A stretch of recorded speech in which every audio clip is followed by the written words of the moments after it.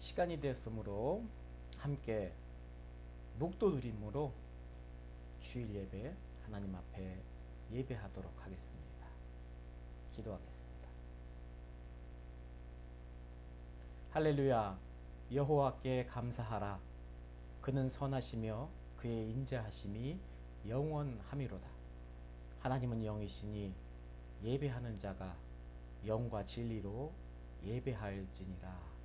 아멘.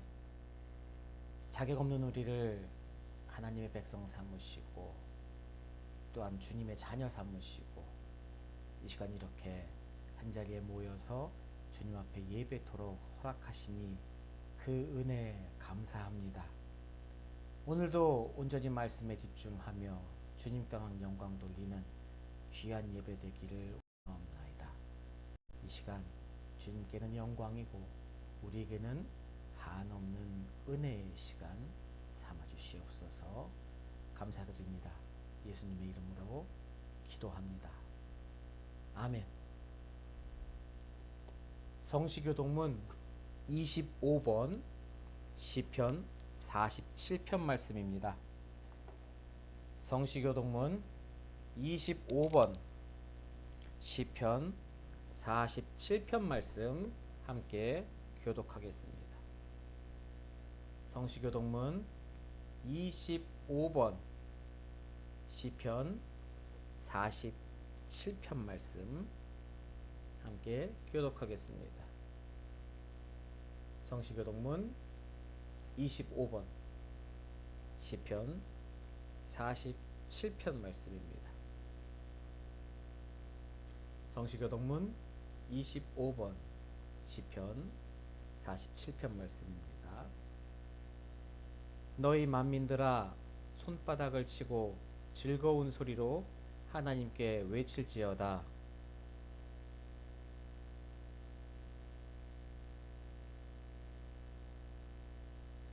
여호와께서 만민을 우리에게 나라들을 우리 발 아래에 복종하게 하시며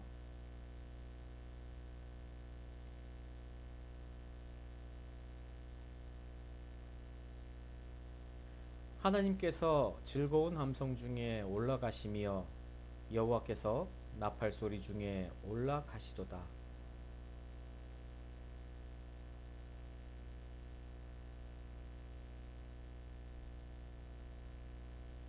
하나님은 온 땅의 왕이심이라 지혜의 시로 찬송할지어다.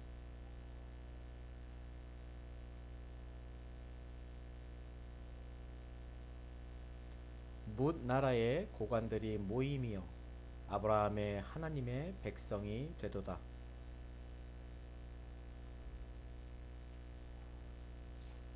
아멘. 사도신경으로 우리의 신앙을 고백하겠습니다. 전능하사 천지를 만드신 하나님 아버지를 내가 믿사오며 그 외아들 우리 주 예수 그리스도를 믿사오니 이는 성령으로 잉태하사 동정녀 마리아에게 나시고 본디오 빌라도에게 고난을 받으사 십자가에 못 박혀 죽으시고 장사한 지 사흘 만에 죽은 자 가운데서 다시 살아나시며 하늘에 오르사 전능하신 하나님 우편에 앉아 계시다가 저리로서 산자와 죽은 자를 심판하러 오시리라. 성령을 믿사오며 거룩한 공회와 성도가 서로 교통하는 것과 죄를 사하여 주시는 것과 몸이 다시 사는 것과 영원히 사는 것을 믿사옵나이다. 아멘.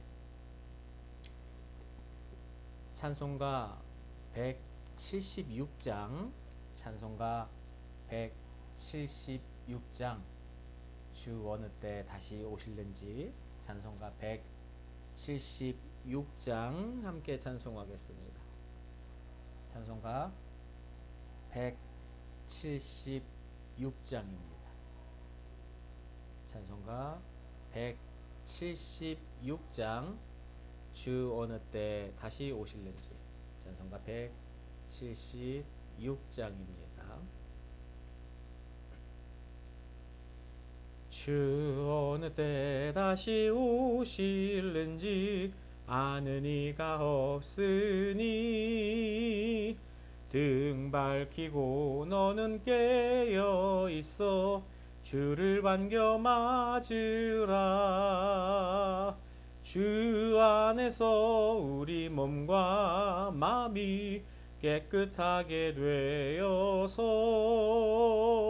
주 예수님 다시 오실 때에 모두 기쁨으로 맞으라. 주 오늘에 다시 오신다면 부끄러움 없을까? 잘하였다 주님 칭찬하며 우릴 맞아 주실까? 주 안에서 우리 몸과 마음이 깨끗하게 되어서 주 예수님 다시 오실 때에 모두 기쁨으로 맞으라. 주 예수님 맡겨주신 일에 모두 충성 다했나. 내 맘속에 확신 넘칠 때에 영원한 식 얻겠네. 주 안에서 우리 몸과 마음이 깨끗하게 되어서 주 예수님 다시 오실 때에 모두 기쁨으로 맞으라. 주 예수님 언제 오실는지 한밤이나 낮이나 늘 깨어서 주님 맞는 성도 주의 영광 보겠네. 주 안에서 우리 몸과 마음이 깨끗하게 되어서 주 예수님 다시 오실 때에 모두 기쁨으로 맞으라. 아멘. 함께 기도하겠습니다. 사랑과 은혜와 자비가 풍성하신 아버지 하나님, 오늘도 변함없이 주일의 기쁨을 허락하시고 주님의 귀한 백성들이 함께 모여 한마음 한뜻으로 주님 앞에 예배하며 영광 돌리고 또 말씀의 은혜를 사모할 수 있는 귀한 시간을 주심에 감사합니다. 하나님, 하루하루 살아가는 날들 속에 한숨과 한탄과 여러 가지 고행의 일들이 우리의 발목을 붙잡지만 하나님, 그 모든 것들마저도 주님께서 동행하시기에 주님의 은혜가 있기에 무단히 이겨나가며 승리할 수 있다는 귀한 믿음의 신념을 허락하시니 감사합니다. 흔들리고 넘어질지언정 주님을 붙잡는 그 손 놓지 않도록 주여 인도하여 주시고 주님께서 더욱 강하게 잡으신 그 손을 내가 믿고 의지하며 그 손길에 감사하며 찬양할 수 있는 주님의 백성다운 삶을 살 수 있는 우리가 될 수 있도록 주여 은혜 내리어 주시옵소서. 주님의 도우심과 은혜 없이는 단 한순간도 살아갈 수 없음을 고백합니다. 하나님, 이 고백의 목소리가 어떤 한순간의 감정과 마음이 아닌 내 속에서의 울려 퍼지는 귀한 신앙 고백의 소리가 될 수 있도록 주님 역사하여 주시고 넘어지고 흔들리고 깨질지마다 주님을 부여잡고 그 은혜로 말미암아 승리하며 넘어가며 무탈한 마음으로 살아갈 수 있는 은혜를 바라는 우리가 될 수 있도록 하나님 붙잡아 세워주시옵소서. 온전히 우리들의 삶은 믿음의 반석 위에 서 있을 때만이 승리할 수 있음을 너무나도 잘 알고 있습니다. 하지만 세상에서의 물질과 세상에서의 명예가 또 많은 사람들의 칭송과 그런 사람들의 목소리에 귀를 기울이며 세상의 것을 잡으려 하고 세상에서의 편의만을 생각하는 편협한 생각을 가진 우리들의 마음 주님 붙잡아 주시옵소서.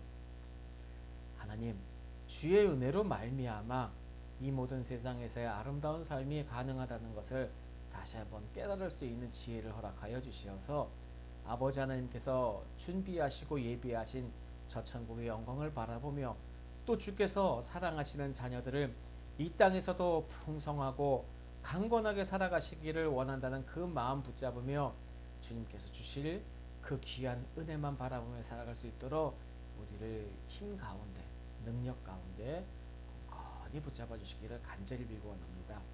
하나님, 코로나 이후에 세계 경제는 정말로 어려워지고 있습니다.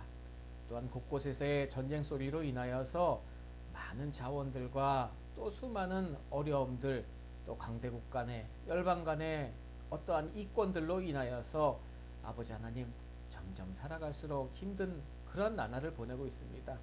또한 기후변화로 인한 엘니뇨 현상, 이러한 고온 현상, 또 슈퍼 태풍, 정말로 돌아보면은 우리들의 한숨을 나오는, 우리들의 그런 마음을 아프게 하는 일들밖에 없습니다.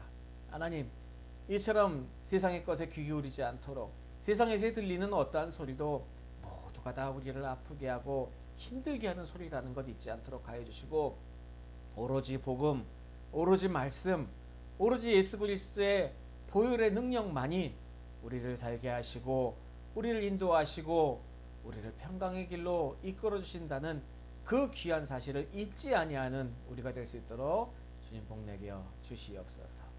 함께하는 교회, 항상 믿음의 성도들이 한 마음으로 기도할 수 있는 은혜 내려 주시옵소서. 아버지 하나님, 주님께서 기쁨으로 세우신 교회가 주님의 사역을 잘 감당할 수 있도록 주님의 은혜 내려 주시옵소서.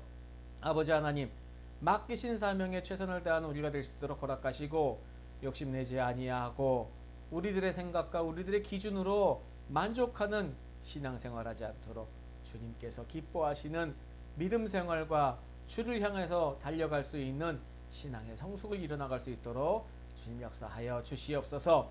그리하여서 온전히 복음을 전하고 또한 전도하고 선교하는 일에 최선을 다할 수 있도록 우리들의 보내주신 사명을 잘 감당할 수 있도록 주님 역사하여 주시옵소서. 아버지 하나님, 귀한 사명의 땅에 또한 우리를 기도하도록 허락하셨습니다. 이 땅을 통하여서 변해갈 아버지 하나님의 놀라운 나라를 위하여 함께 기도하며 수많은 사역자들과 세워지는 리더들을 위하여서 우리가 기도할 수 있도록 함께하여 주시고, 아버지 하나님, 변화되는 가운데 사람의 마음으로 기뻐하는 것이 아닌 하나님이 기뻐하는 선교지의 모습이 될 수 있도록 아버지 하나님 항상 저희가 기도하고 모든 일 가운데 앞장서서 나설 수 있도록 힘과 능력과 지혜와 모든 것들을 채워주실 줄 믿습니다. 하나님, 귀한 말씀 듣습니다. 이 말씀을 듣는 이 시간 아버지 하나님께는 온전히 영광 올려드리는 시간이 되며 우리에게는 한없는 은혜의 시간, 감사의 시간이 되도록 주여 붙들어 주시옵소서. 주님 앞에 귀한 예물 정성껏 드리는 손길이 있습니다.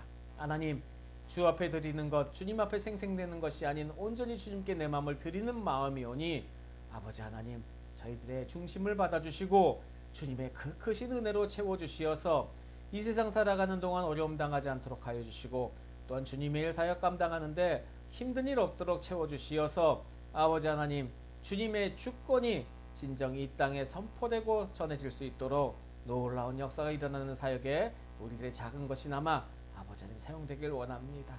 아버지 하나님, 주님께서 붙드시고 인도하시는 대로 인생마저도 내어놓고 주님 앞에 모든 것 돌려드릴 수 있는 믿음 가질 수 있도록 역사하여 주시옵소서.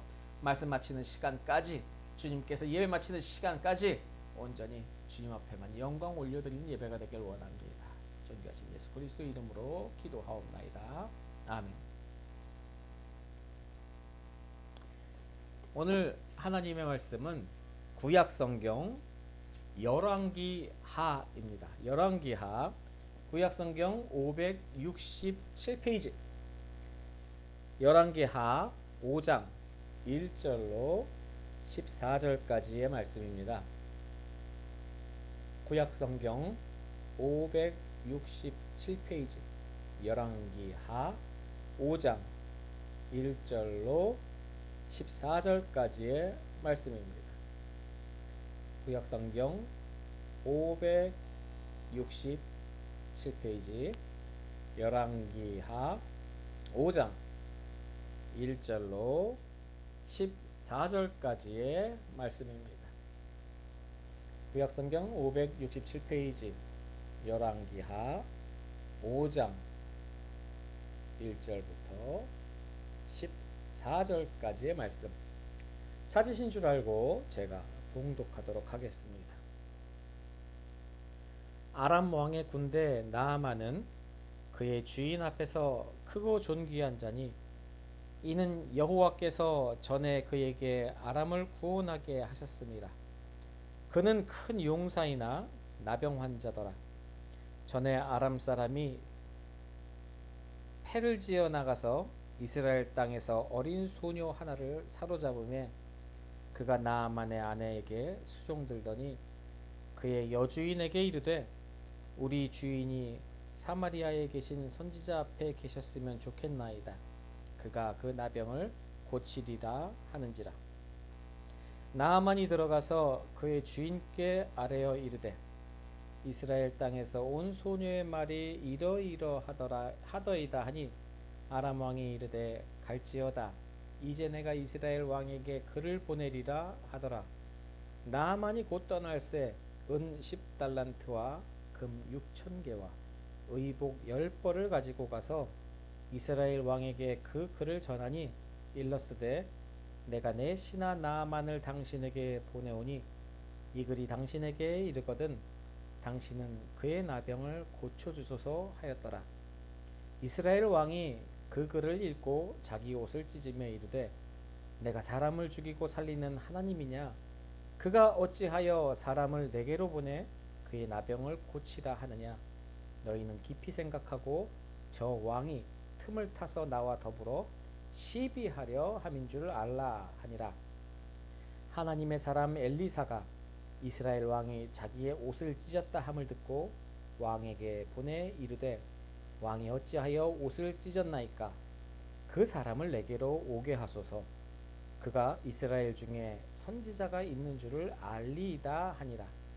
나아만이 이에 말들과 병거들을 거느리고 이르러 엘리사의 집 문에 서니 엘리사가 사자를 그에게 보내 이르되 너는 가서 요단강에 몸을 7번 씻으라. 내 살이 회복되어 깨끗하리라 하는지라.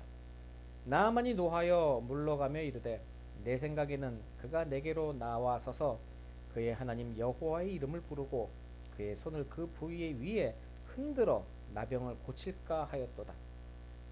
다메섹강 아바나와 바르발은 이스라엘의 모든 강물보다 낫지 아니하냐?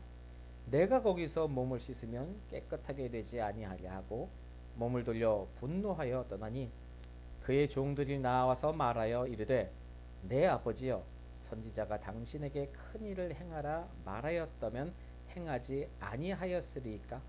하물며 당신에게 이르기를 씻어 깨끗하게 하라 함이니까 하니 나아만이 이에 내려가서 하나님의 사람의 말대로 요단강에 7번 몸을 잠그니 그의 살이 어린아이의 살같이 회복되어 깨끗하게 되었더라.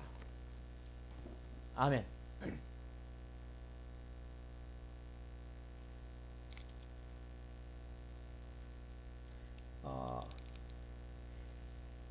그런 얘기 있죠. 야, 내 인생의 최고야.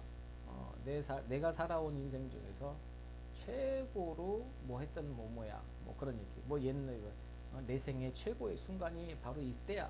뭐 이런 거. 보통 이런 얘기 많이 하지 않습니까? 당신에게 최고의 순간은 언제입니까? 저는 사랑하는 집사람과 만난 그 순간이 제 인생의 최고의 순간입니다. 네, 맞는 얘기입니다. 웃자고 하는 얘기가 아니라 모든 사람에게 그렇지 않습니까? 자신의 배우자를 만난 순간이 자신에겐 최고의 순간이라고 말할 수 있을 것입니다. 부모님 같은 경우에는 뭐 우리가 선택하는 게 아니잖아요. 나의 뜻과 상관없는, 하지만 생애에 내가 결정한 또 생애에 나에게 있었던 큰 일 중에 가장 최고는 뭐 내 배우자를 만난 일, 또 뭐 내 자질과 뭐 여러 가지가 있겠습니다. 그러니까 최고의 순간, 보통 그렇게 얘기해요. 내가 갖고 있는, 내가 겪었던 날들 중에서 정말로 최고였던, 기분이 제일 좋은, 어떤 소중한 그런 날들을 내 생의 최고의 순간, 또 뭐 내 생의 봄날, 뭐 그렇게도 이야기하고 있습니다. 다시 한번 생각해 보세요. 여러분에게는 인생의 발자취를 쭉 돌아봤을 때 내 인생의 최고의 순간, 내 인생의 봄날 같은 정말 최고의 그날, 그때가 언제셨습니까?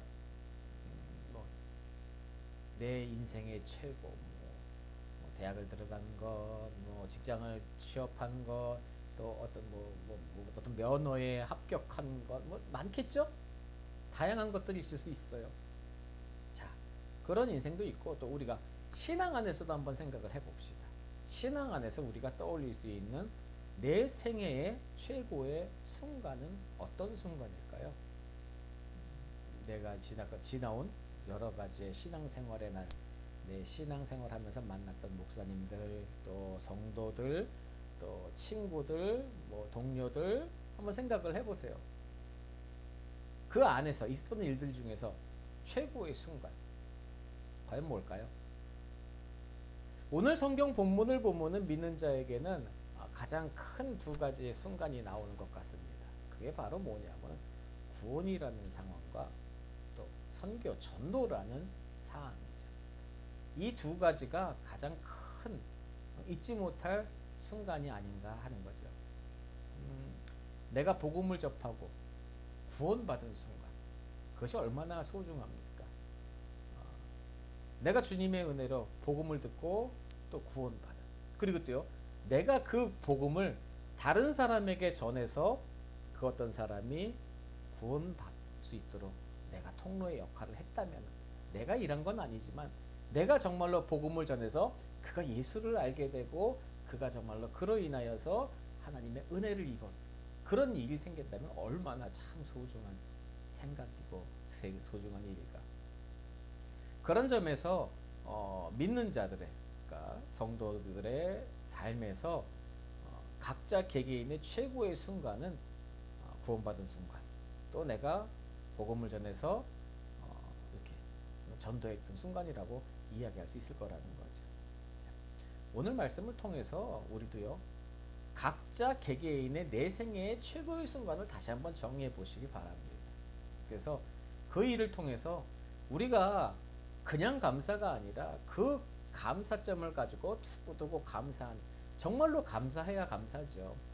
야, 이건 누가 준 거니까 감사해. 나는 별로 고맙지 않은데 줬대니까 그냥 가서 인사하려면, 우리 애들 그러잖아요. 뭐 이렇게 누구 뭐 주면은 자, 감사합니다, 빨리 인사해. 그럼 애들 감사합니다 인사하면서 정말 좋아서 와 감사합니다가 아니라 감사합니다 이러고 가는 그런 모습이 아니라 정말로 마음속에서 기쁨이 흘러넘치는 그런 성도, 그런 우리가 되었으면 좋겠습니다. 오늘 본문의 그 이야기는 그렇죠. 아람 나라의 장군이었던 장관, 나아만 장군이죠. 군대 장관이니까. 나아만이 나병을 걸린 상황에서 치유되는 그런 상황을 서술하고 있습니다. 단순하게 보면은 육신의 질병, 병을 치유받은 그 단순히 육신의 치유만 그렇게 보고 넘어갈 상황은 아닌 것 같지요. 뭐냐? 육신의 질병도 치유받고 영혼까지도 구원받은 사건이라는 것을 우리는 이 본문을 보면 알 수 있습니다. 이 모든 과정에서 그 선지자 엘리사의 역할이 굉장히 컸지요. 그런데요, 결정적으로 굉장히 큰 역할은 바로 이 말씀에 나오는 이스라엘 소녀의 역할이다라는 것도 우리는 본문을 보면 알 수 있습니다. 그래서 오늘은요, 이 본문 안에서 나아만과 엘리사가 아니라 나아만과 이 소녀에 대해서 한번 초점을 맞추고 한번 살펴보고자 합니다. 잘 보면요, 그 나아만도 마찬가지고 그 소녀도 마찬가지고 그들에게 그 인생의 최고의 순간이 있었다라는 것을 우리는 이 말씀을 통해서 알 수 있다라는 거죠. 자, 나만의 그런 구원의 순간, 최고의 순간, 그리고 소녀의 그 조그마한 그런 소녀의 전도 순간, 뭐 동일한 사건입니다. 하지만 이 동일한 사건이지만 나만에게도 마찬가지고 소녀에게도 마찬가지지만 서로 다른 일이지만 결코 잊을 수는 없었을 거예요. 나만이 어떤 사람입니까? 나라를 세운 공신이에요. 구국공신이라고 얘기하죠. 아람 왕에게 인정받는 최고 중에 최고 실세 중에 실세인 장관이라는 거예요. 정말 재물 온갖 부귀영화는 모두 누리고 살아가고 있고 또 모든 백성들 모든 사람들에게 선망의 대상 그런 대상이 되는 그런 사람이라는 거예요. 근데 참 치명적인 문제가 하나 있더라는 거죠. 열왕기하 5장 1절에 보면요. 아람 왕의 군대 장관 나아만은 그의 주인 앞에서 크고 존귀한 자니 이는 여호와께서 전에 그에게 아람을 구원하게 하셨음이니라. 그는 큰 용사이나 마지막에 나병 환자였더라 라고 말하고 있습니다.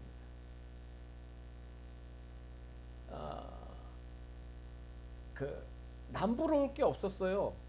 없지요. 근데요 이게 참 모호한 게 남부러울 게 없는데 딱 하나 나병이 있었던 게 문제였다. 그럼 나병 하나 있으니까 남부러울 게 있었네요. 남부러울 게 없다는 말조차도 뭔가 좀 어불성설이긴 한데요. 모든 게 다 좋았어요. 근데 남부러운 게 하나 있었습니다. 뭐냐, 이 사람은 나병이 있었어요. 나만 이 장군뿐만이 아니라 보면 다 그래요. 사람이라는 인생은 다 불완전하더라는 거죠. 이 세상에서 지금 전 세계에서 손꼽히는 부자들도 돈 그렇게 많이 있고 근데 그들도요 완전하지 못합니다. 부족한 부분이 있고 불안한 부분이 있더라는 거예요. 나만도 그랬어요. 불완전했습니다. 불치병이라고 그 당시 불치병이라고 불리는 나병. 그러니까 그 나병이 다른 모든 인생의 좋은 조건을 싹 다 집어삼킬 만한 그런 일이었다는 거예요. 돈을 아무리 쏟아부고 권력을 아무리 써도 여기저기 알아봐도 이 불치병은 벗어날 수가 없다는 거예요. 아무리 좋은 것 소유하고 있고 아무리 돈을 많이 갖고 있고 그래도 결론은 뭡니까? 행복할 수가 없더라는 거죠. 어찌 보면은요, 나아만은 고통과 절망, 고통과 절망의 마음으로 매일매일이 귀하고 아름다운 것들을 먹고 마시고 즐기는 삶이 아니라 매일매일이 죽음을 기다리는, 아니 죽음과 같은 삶으로 하루하루를 살아가고 있었는지도 모르는 거죠. 자, 근데요, 이런 나만이 인생을 살아가는 중에 자기 발목을 잡는 그 나병, 이 나병이라는 게 어찌 보면은 이 나병이 나만이라는 사람을 구원의 길로 인도하는 매개체가 된다. 우리가 생각지도 못한 일입니다. 좋은 게 아니라 내 인생에 딱 하나 없었으면 좋겠는 거, 내 인생에 딱 내 발목을 잡는 그게 나를 구원의 길로 인도하는 어떤 매개가 되더라는 거죠. 꼭 그런 건 아닌데 하나님의 구원 섭리는 정말로 크고 놀랍다는 게 우리가 예상하고 우리가 동의할 수도 없을 만큼 큰 은혜로 다가온다는 거예요. 나아만은요, 나병이라는 병 때문에 죽는 줄 알았어요. 죽었어요. 죽을 것 같았어요. 근데 오히려 그 죽을 것 같은 나병 때문에 하나님을 만나게 됐다는 거죠. 그리고 영육간에 모두 구원을 받았어요. 우리가 이런 이야기를 접하게 되면 극단적으로 가야지 하나님 만난 거구나, 또 그렇게 생각하고 그렇게 행동하게 되는데 아니에요. 그런 하나님의 방법이 있다라는 겁니다. 우리가 생각하는 좋은 것 나쁜 것의 개념이 아닌 하나님의 방법과 하나님의 일하심이 있더라는 거죠. 자, 나아만 장군 보세요. 나병 걸렸다가 구원의 길로 그 나병이 인도해요. 어떻게 됐냐? 나아만 장군 집에서 주방 보조, 속된 말로 부엌댁이죠. 부엌에서 일하고 있는 보조같이 일하는 이스라엘 소녀가 있었대요. 그러니까 아람이 이스라엘을 침공했을 때 포로로 잡아둔 아이입니다. 가갖고 여자애를 하나 포로로 잡았는데 뭐 뭘 시키겠습니까? 쪼깐하는 여자아이겠죠. 뭐 힘이 있겠어요. 뭐가 있겠어요? 뭐 어디 가서 뭐 일 노동할 수도 없는 부분이니까. 그러니까 잡아와서 했는데 쓸데없으니까 아이 너 저 주방 가서 보조나 해라. 그 일 시키는 정말로 눈에도 안 들어오는 그런 아이였어요. 애 자체가 정말로 비천한 소녀라 뭐 이렇게 표현할 수 있겠는 거예요. 근데 그 밑바닥 같은 인생에 아무데도 쓸모없는 그 소녀가 자신의 주인, 어? 아람의 장관인 주인 그 장군을 전도를 하게 된다는 거예요. 열왕기하 5장 3절, 열왕기하 5장 3절에 보면요. 그의 여주인에게 이르되 우리 주인이 사마리아에 계신 선지자 앞에서 계셨으면 좋겠습니다. 그가 그 나병을 고치리이다 하는지라 라고 얘기를 하는 거예요. 사모님한테 그렇게 얘기를 한 거예요. 나만 장군의 사모님한테요. 그러니까 그 사마리아라고 얘기하는 곳은요. 남유다 북이스라엘 할 때 북이스라엘의 수도가 사마리아입니다. 그리고 여기서 선지자는 엘리사를 가르치는 거죠. 엘리사한테 가면은 하나님의 능력으로, 엘리사의 능력이 아닙니다. 하나님의 능력으로 나병을 고칠 수 있습니다라고 그 복음을 증거한 겁니다. 그 말이 나아만에게 전달이 되죠. 물론 내 지병 정말로 다급한 상황에 내가 정말로 갈망하는 그런 일이기도 해요. 근데요, 생각해 보세요. 아무리 다급하고 아무리 내가 원한다고 하더라도 그 몸종과 부엌대기 같은 여자애가 한 말을 듣고 신경 쓴다는 게 쉽지가 않습니다. 이게 그 이야기의 신빙성이 가려면은 평소 그 부엌대기 소녀의 행동이 굉장히 우리가 보기에 탁월한 행동이어야 되는 거예요. 신뢰가 가는 행동을 해야 된다는 겁니다. 복음을 전하기 전에 그 소녀의 행동이 비록 주방에서 일하는 뭐 부엌대기 같은 뭐 설거지하고 음식 요리를 만드는 것도 아닙니다. 청소하고 설거지하고 뭐 재료 다듬고 그런 어찌 보면 하찮은 일을 하지만은 그 아이가 평소 하는 행동은 남다른 행동을 한 거예요. 우리나라 옛말로 품행이 방정한 거죠. 단정한 거예요. 누가 봐도 굉장히 그런 기본의 삶의 모습이 있었기 때문에 이 이야기가 전해진 거예요. 생각해 보세요. 쌈질이 나고 도둑질이 나고 주방에서 맨날 음식이나 훔쳐서 구석에서 먹다가 걸리고 그런 애가 이런 얘기 딱 하고 나면은 정말 그런 일 있어? 내가 한번 가봐야 이렇게 되겠습니까? 저거 남의 음식이나 훔쳐먹고 저걸 하는 어디서 또 이상한 소리를 듣고 와갖고 말도 안 되는 조용히 저기 가서 구석에 가서 찌그러져 있어 뭐 그러지 않겠어요? 그러니까 그 소녀의 평소의 품행이 그렇게 단정하고 뭔가 그러니까 그 이야기에 신뢰가 가고 귀가 번쩍 뜨인 거예요. 내가 필요하기도 했지만 그 이야기한 사람이 내 마음에 신뢰가 가야 된다는 거예요.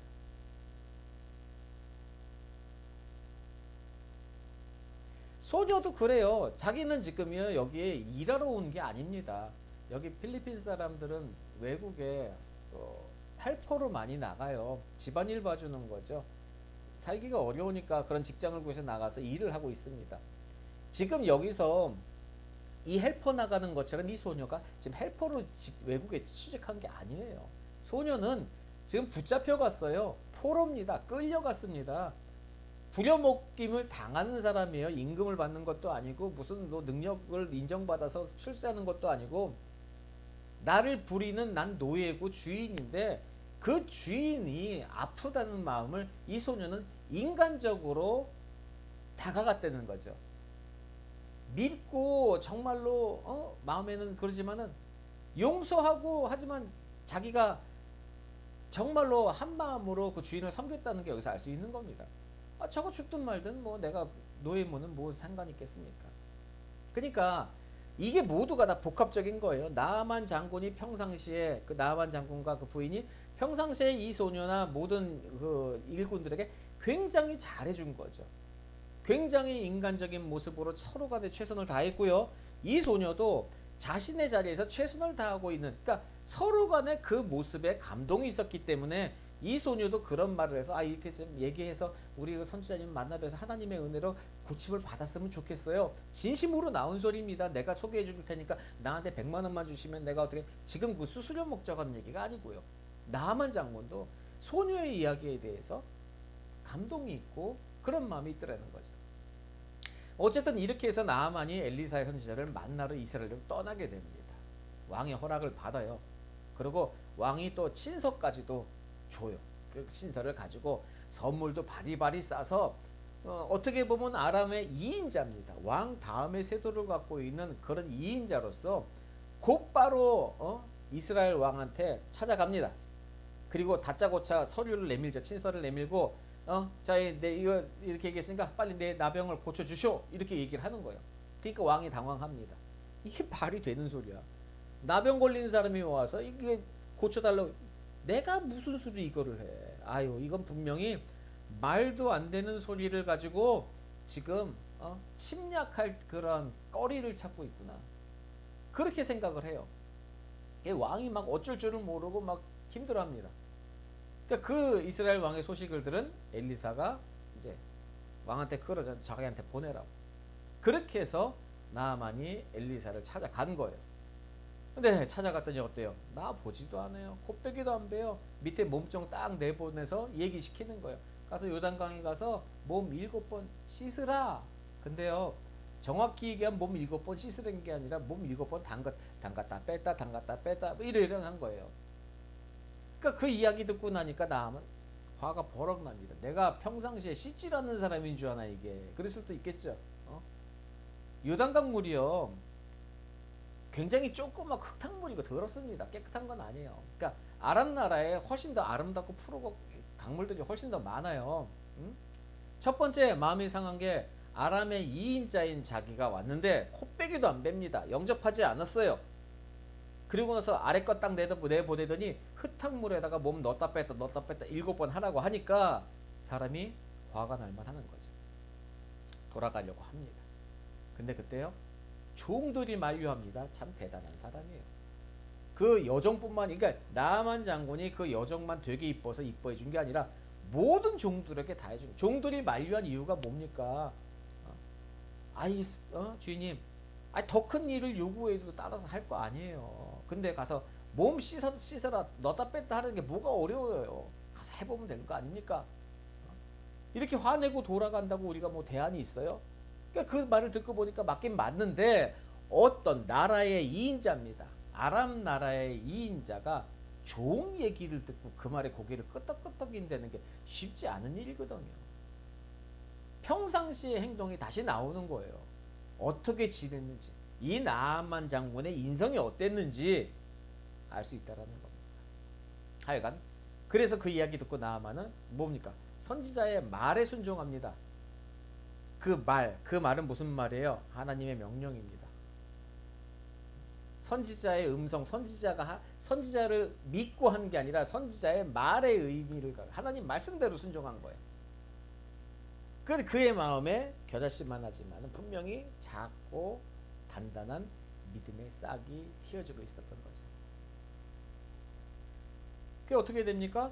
내려가서 하나님의 말씀대로, 하나님의 사람의 말대로 7번 가서 몸을 잠그니 그의 살이 어린아이와 같이 회복되면서 깨끗하게 됐다. 놀라운 치유의 기적이 생겼습니다. 자, 끝났는데 여기서 끝나는 게 아니에요. 여기서 말씀이 끝나는 게 아니라 오늘 본문 다음에 15절에 보면요, 나아만이 모든 군대와 함께 하나님의 사람에게로 돌아와서 그의 앞에 서서 이르되 내가 이제 이스라엘 외에는 온 천하에 신이 없는 줄을 아나이다. 청하건대 당신의 종에게서 예물을 받으소서라고 이야기합니다. 나아만이 병고침을 받고 기뻐하고 나서 야, 다 병 고쳤다 집에 가자, 이게 아니라 다시 엘리사 선지자 앞으로 갑니다. 그리고 이렇게 고백을 했다는 거예요. 하나님만이 유일한 신이다. 그리고 감사 표시로 선물을 바치는 거예요. 물론 엘리사가 거절했습니다. 하지만 나아만의 신앙의 모습을 볼 수 있다라는 거예요. 그리고 이어진 말씀 중에 17절 말씀을 보면요, 계속해서 보면 나만이 이르되 그러면 청하건대 노새 2마리의 실을 흙을 당신의 종에게 주소서. 이제부터는 종이 번제물과 다른 희생제사를 여호와 외 다른 신에게는 드리지 아니하고 다만 여호와께 드리겠나이다라고 얘기합니다. 그러니까 이 사람이 지금 은혜 받고 변하지만 신앙이 정리가 되지 않았어요. 그러니까 자기 방식대로 생각을 하는 게 뭐냐면 이스라엘에 흙을 주면은 내가 그 흙을 가지고 가서 그 흙으로 내가 제단을 쌓고 여호와 하나님께만 제사하겠다라는 얘기예요. 굳이 흙 갖고 갈 필요가 없어요. 근데 이 사람의 자기 그 이방신을 섬기는 그 베이스를 가지고 땅 자체의 흙 베이스까지도 흙을 가지고 가서 그러니까 자기 수준에서 한 이야기예요. 잘못된 이야기입니다. 맞는 얘기 아니죠. 꼭 무슨 흙을 퍼가서 거기서만 해 하나님이 들으시는 건 아니지만은 하지만 이 사람은 지금 내 수준에서 은혜를 받았어요. 훈련되지 아니하고 하나님의 은혜 받아서 변화를 받았지만 아직 그렇지만 최선을 다하겠다는 그러니까 쉽게 얘기해서 뭐 애교로 봐줄 수도 있는 그런 모습이 되는 거죠. 그러니까 나만은 지금 육신의 고침을 받았지만은 육신의 고침만을 받은 게 아니라 하나님을 믿음으로 인해서 그 영혼도 구원받았다는 것을 알 수 있다라는 거예요. 영육이 구원받은 겁니다. 얼마나 기뻤겠어요. 정말 입이 이만큼 찢어서 막 춤추면서 막 노래 부르면서 갔을 거예요. 그 구원받은 그 순간 정말로 그 인생의 최고의 순간일 거예요. 돌아가서는 어떻겠어요? 돌아가자마자 제일 먼저 뭐 했겠습니까? 뭐 왕한테 얘기도 했겠지만 당장 그 소녀 찾아갔을 거예요. 소녀 불러다가 고맙다고 했을 겁니다. 그리고 그 있었던 일 왕한테도 얘기했겠지만 내 주위의 친구들, 가족 다 일일 가서 그거 얘기했을 겁니다. 그리고 그 간증의 목소리를 듣고 얼마나 많은 사람들이 하나님을 믿고 하나님을 알게 됐는지에 대해서는 정확히 알 수 없어요. 하지만 우리가 상상할 수 있지 않습니까? 그 안에 분명히 나름대로 열매는 있었을 거예요. 이 소녀의 전도가 되게 멋있는 것처럼 보이지만 어찌 보면 처음에 이 일은요 정말로 위험천만한 일입니다. 인간적으로 보면 나병이 불치병이에요. 근데 완치된다고 장담했어요. 목숨 걸고 한 이야기입니다. 나만이 갔는데 허탕쳤으면 어떻게 됐겠어요? 그거는 그 소녀 모가지가 날아가는 겁니다. 실망감이 분노로 바뀔 거고요. 포로로 끌려온 하녀입니다. 친구 딸내미도 아니고. 소녀는 확신을 갖고 이야기를 한 겁니다. 분명히 그럴 것이고 분명히 그럴 거예요 라고 그렇습니다 라고 얘기하지만 인간이니 일말의 걱정도 없었겠냐는 거죠. 있었겠죠. 근데 마음속에 걱정은 있지만은 확신도 있고 있지만 걱정인데 결론적으로 나아만이 싹 완치가 돼서 돌아왔으니까 얼마나 기분이 좋았겠어요. 이 소녀에게는 또 그 순간이 그 소녀의 인생의 가장 최고의 순간이 됐을 겁니다. 그러니까 하나님을 믿는 성도로서요, 우리가 구원의 순간이 우리의 인생의 최고의 순간이고 또 다른 사람에게 복음을 전해서 그 사람이 구원받고 전도가 돼 그거조차 우리에게는 최고의 순간이라는 겁니다.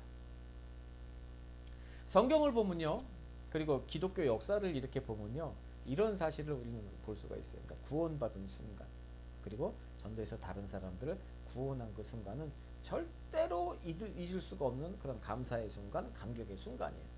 성경 인물들의 예는 수두룩해요. 근데 베드로하고 바울의 예를 한번 생각을 해보자라고요. 베드로는 갈릴리 바다에서 고기 잡는 어부였어요. 근데 예수님을 만나고 구원받았습니다. 그리고 사도가 됐어요. 복음을 전하게 됐어요. 누가복음 5장에 보면은 그가 예수님을 깊이 체험하고 고백한 말씀들이 나와요. 동료들하고 밤새도록 그물질을 내고 배에서 고기를 잡았지만 허탕을 쳤습니다. 아침이 되어서 그냥 정리하고 퇴근하려고 하는데 예수님이 무리를 데리고 쭉 와요. 배 좀 빌려달라고 얘기합니다. 그 전에 안면이 좀 있으니까 지금 기분도 안 좋고 다 걷고 들어가려고 정리하고 있는데 거절해야 되지만 안면이 있으니까 거절할 수가 없었어요. 예수님이 배 위에 올라가서 말씀을 하세요. 한참 지나서 말씀을 마치시더니 베드로한테 이렇게 얘기하는 거예요. 자, 저기 깊은 데 가서 그물 한번 내려봐라. 베드로는요 베테랑 어부입니다. 베드로는 갈릴리 호수에서만 평생을 어부질을 했어요. 그리고 좀 전에 가서 허탕 치고 왔어요. 그리고 어부로서 깊은 데서 그물 내리면 안 잡힙니다. 하지만 베드로는 예수님의 말씀에 순종해요. 그랬더니 뭐가 생깁니까? 놀라운 일이 벌어져요. 그물이 찢을 정도로 고기가 많이 잡히더라는 거죠. 그 다음에 베드로하고 예수님과의 사이에 오간 대화 내용이 뭐라고 얘기했냐면요. 시몬 베드로가 이를 보고 예수의 무릎 앞에 엎고려서 이르되 이 주여 나를 떠나소서 나는 죄인이로소이다. 이렇게 얘기합니다. 아니 고기 많이 잡게 해줬는데 왜 떠나라고 해요? 예수님이 얘기만 해주면 대박 날 텐데 여기다 그물 내려 여기다 그물 내려면 고기 이만큼씩 잡을 텐데 근데요 그 거룩하신 하나님의 아들 그 예수 그리스도 앞에서 내 죄를 깨닫게 된 겁니다. 고기를 잡았는데 죄를 깨달았어요. 근데 그 고백이 있어서 그가 구원받았다는 걸 알 수 있습니다. 그러니까 베드로의 평생에 잊지 못한 순간은 바로 그 순간이라는 거예요. 그게 베드로 최고의 순간. 예수님은 떠나가시라고 말하는 그 베드로한테 오히려 무서워하지 마라. 이제 너는 사람을 취하리라. 사람을 낚는 어부가 되게 됐다고 말씀하셨어요. 복음 전도의 사명을 주신 거죠. 전도자의 삶을 살았습니다. 베드로는 다른 사람들 영혼 구원하면서 다른 사람들이 구원 얻고 하나님의 은혜 받고 예수 그리스도의 은혜로 구원받을 때 그의 마음속엔 기쁨 감사가 충만했을 거예요. 사도행전 3장 하반절에 장애인 치유 사건 그거는요 어찌 보면은 그래요. 베드로가 가장 기뻐하고 두고두고 기억한 사건이 바로 그 사건은 아니었을까 생각해요. 오순절 성령 강림 후에 성령 충만 입은 그 베드로가 복음을 전했어요. 복음 막 전하고 있는데 성전 미문 앞에 앉아서 구걸하던 사람을 일으켜주는 그 사건이란 말이에요. 40년 동안 서지도 못하고 맨날 기어다니는 사람 그 사람이 결국 일어나서 뛰고 찬양하고 그 모습을 봤을 때 얼마나 기뻤겠습니까? 내가 뭘 해냈구나. 내가 뭐 이렇게 능력이 그게 아닐 거예요. 하나님의 은혜로서 저가 일어나는 것을 보고 야 정말 주님의 은혜를 또 이렇게 내가 증거할 수 있구나. 영혼 구원받는 모습 얼마나 기뻤겠어요. 바울도 마찬가지입니다. 바울이 사울이라는 이름을 갖고 살던 시절에는 예수님 핍박했어요. 예수님 따르는 사람들은 얼마나 핍박했습니까? 사도행전 9장에 기록된 대로 예수 믿는 사람을 체포하러 다메섹으로 가요. 가다가 부활하신 주님을 만납니다. 정말로 충격을 받고 눈이 멀었어요. 앞볼 수 없는 가운데서 아무것도 못 먹고 있는데 그 아나니아가 와서 안수해서 눈도 뜨고 코도 채워. 그리고 거기서 끝나는 게 아니라 구원받고 나서 복음 전하는 사명까지 받게 돼요. 평생 그 은혜를 잃을 수 없어서 이후로 수시로 바울이 고백한 눈물로 고백하는 내용이 그거 아닙니까?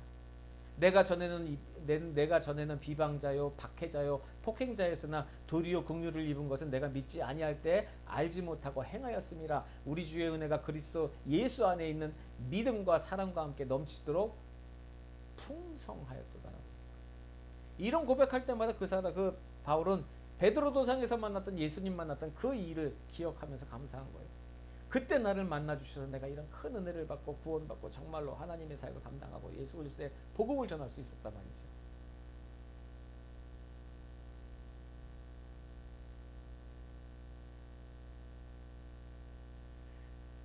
참 그렇지 않습니까?